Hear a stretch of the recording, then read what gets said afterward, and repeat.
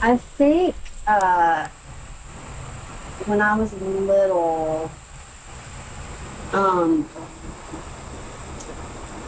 so that we just spent a lot of time outside. Like, I think that's part of it, and I just have always been interested in things. And but I will say that I think when I was 5,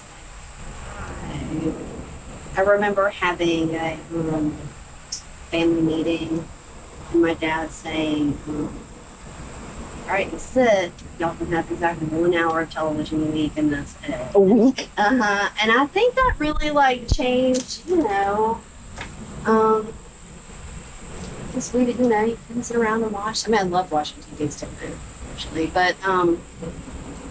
but it just made you go out and explore. And plus, like And think things. yeah, exactly. And there was like a creek behind our house, and for me, I think nature has always been and still is. I mean, even like dogs and dog behavior and all that stuff. It's like the last like mystery kind of thing. I mean, and so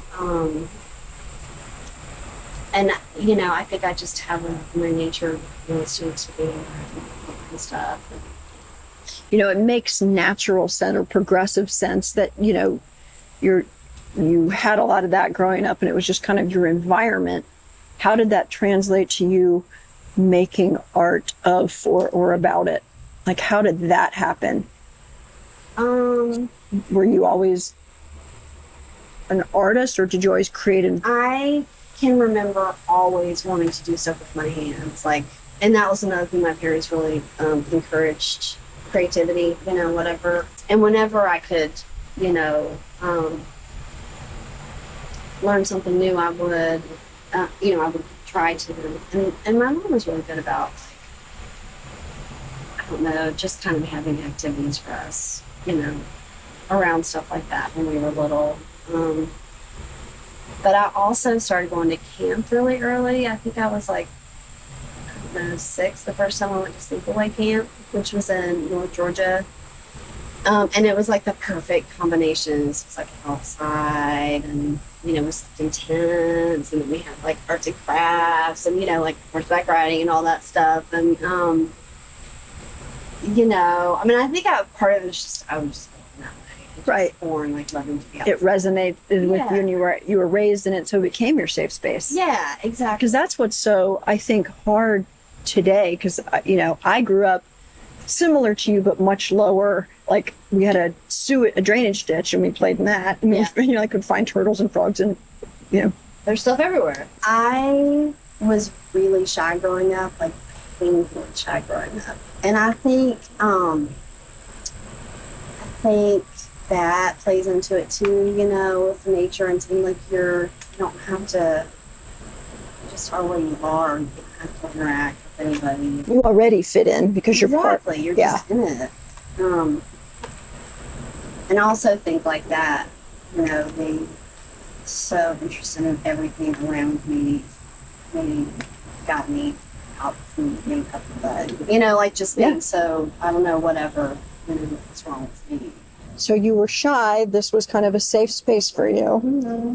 And now I want to go back to the question a little bit of when did you start? Did you start weaving things? Did you start collecting leaves? This series, the scene series, or is that what you mean? Or do you mean like back when I was a Back kid? when you were so kid walking through the woods, you pick up a stick and you throw a rock, you peel bark, all that stuff. I mean, I collected all that kind of stuff. Okay. Anything that was interesting or dead or whatever, This proposal for the pollinator thing that I mentioned, it's just interesting that we're talking about all of this because it's been kind of just really present lately, just trying to think like where this stuff comes from and why does it mean so much to me. And my grandma lived in Griffin, and we used to spend, we'd go like spend a week with her in the summer or something. And it was the same thing. She had a pool, and she was very kind of the opposite, very genteel. I never saw her, well, maybe pants, but certainly not jeans. She was just very formal. Yes, ma'am, no, ma'am. But she had some awesome, like, like the pool, like she would flying her pool. Like we found a bat one time and that bat for a week. I'm like, It was so alive? she did. It was alive. Love I kept it in a peanut butter jar. You Like didn't seriously, know. it was like that big. Yeah, I know. It was really. He's probably like, seriously? Even though she was very like, and a little on the colder side.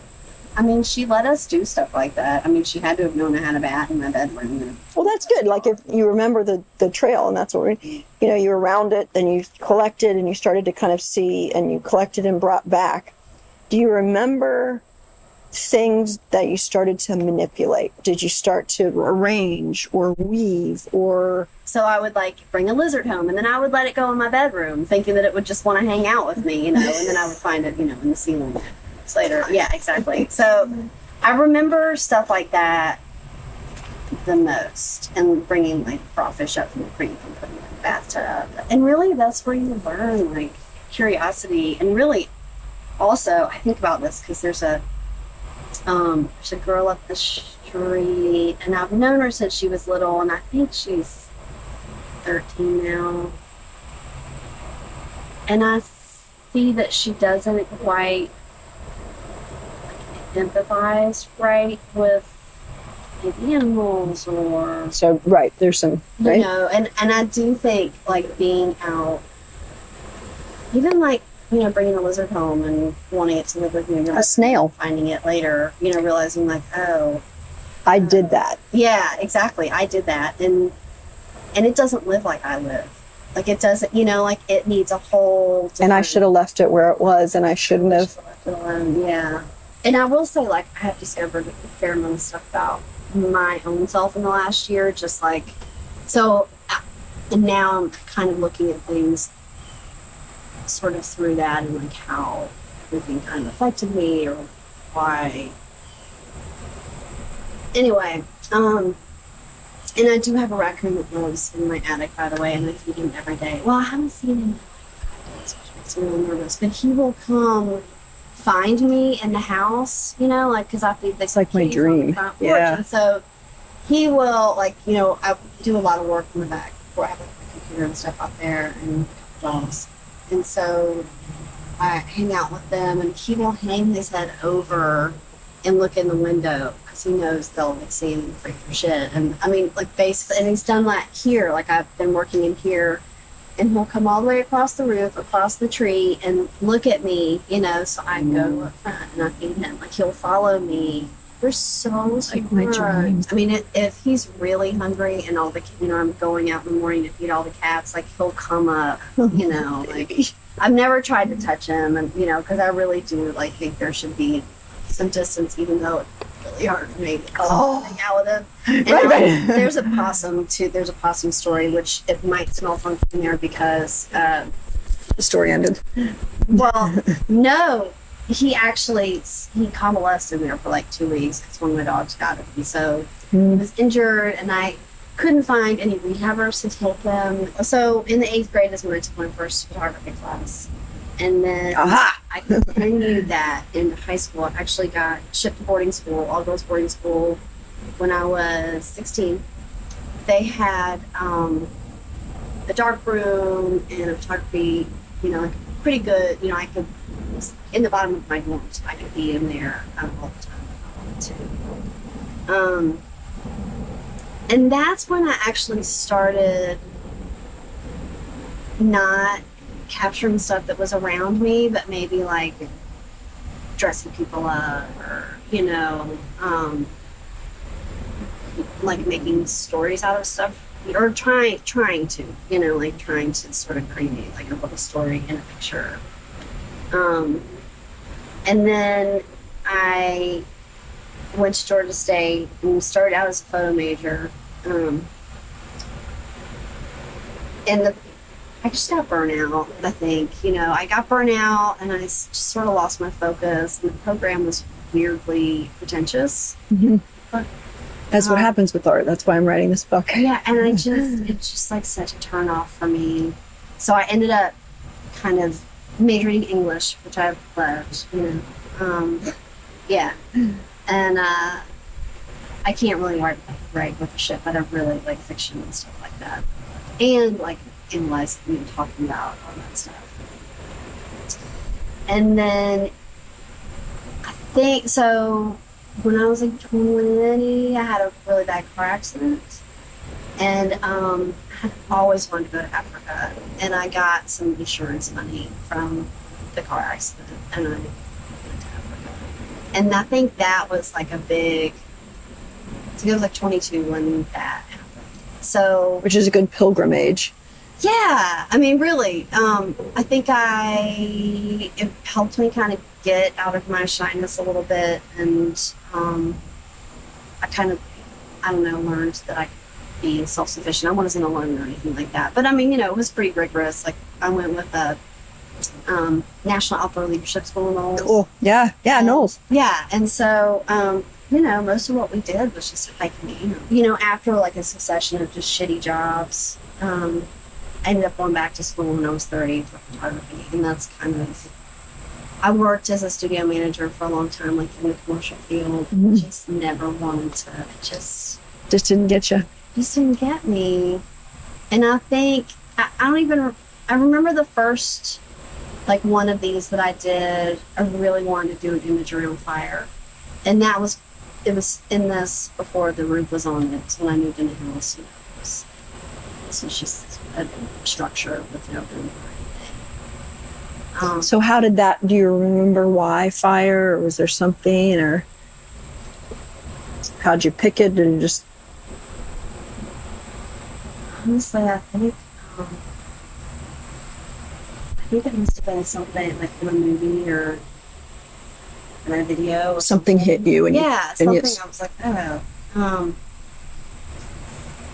yeah. And I was a photo assistant at Macy's at the time, and I was working with this woman named Caroline, who I'm very good friends with now, and she was a stylist assistant then. And we spent months like talking about what all we wanted, and we gathered stuff for a long time.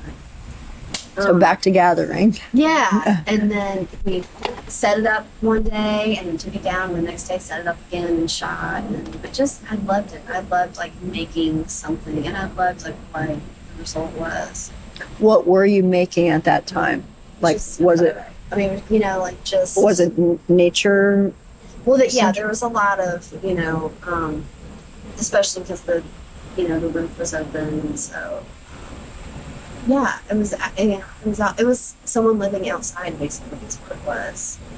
And I do think, to a certain extent, when I make these, like, you get to be older, and you're an artist, and you have 6 dogs, and then cats, like, you don't have any money, you can't really necessarily, like, go.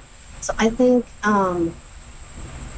it's, for me, it's a little like me making my adventure now. When I was in school, I was kind of starting to do like setting, the stuff and setting stuff up. I wasn't doing like documentaries. At Georgia State, I tried to do documentary stuff, but just, I don't know. I never comfortable photographing people surreptitiously, I guess. I think I recognized that it was really stupid, and it just wasn't my forte. So when I went back to school and got out, I started shooting the wedding dresses, and then I started shooting women in nature, kind of, that black and white series, where it was like someone in nature, but sort of creating the situation, just or whatever. I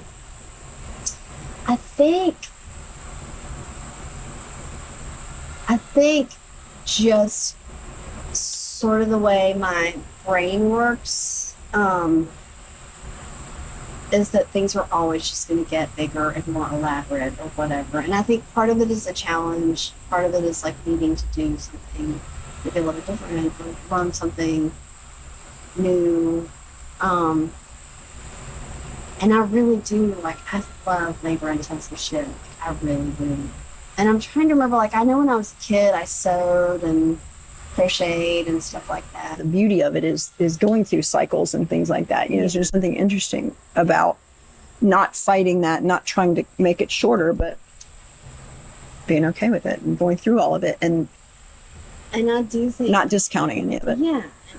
What happens is you put so much work into it, or at least I do, like the first draft or whatever, the first branch, like 2 weeks into it. And it took me so long, and every part of me wants it to be, and I'll kind of try to like ignore that feeling like that it's not right.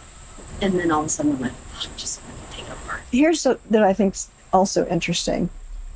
You say, introvert, maybe a little shy growing up, got over it, but it's still in there. It's still part of your mitochondria or whatever, your on a cellular level. This is brave because it's not a follow to anything.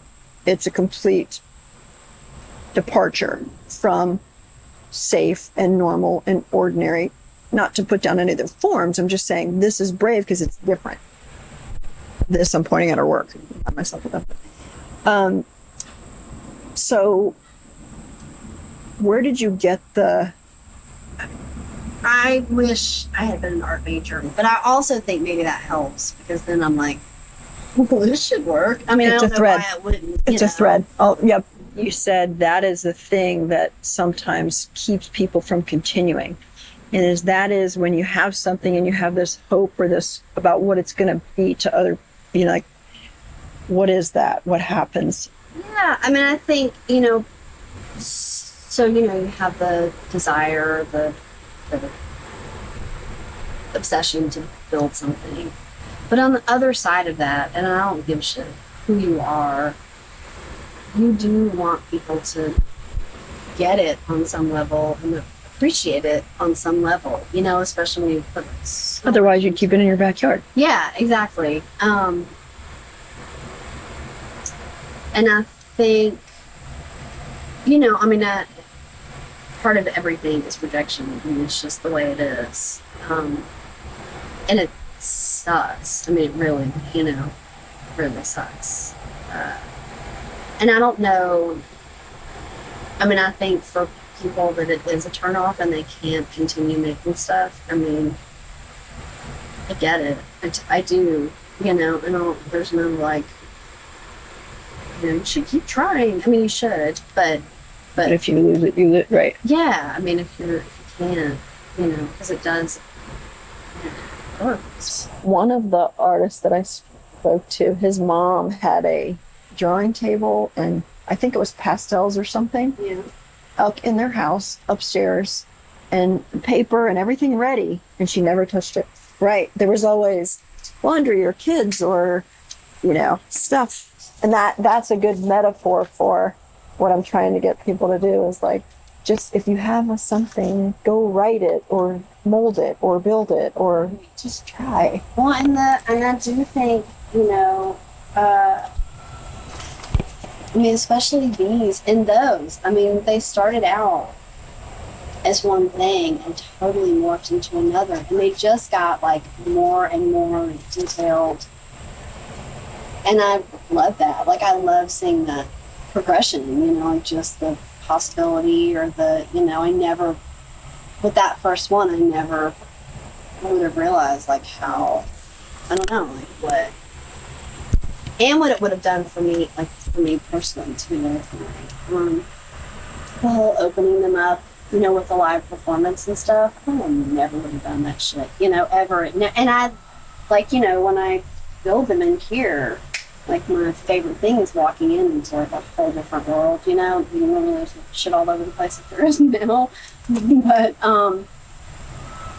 and it is nice to share that with people, like it is. And I mean, a performance like me with the shyness and stuff. I mean, I never really thought about that, but I really enjoy that part now because it is sharing it on a different level, and this is somebody else performing on me, so I'm kind of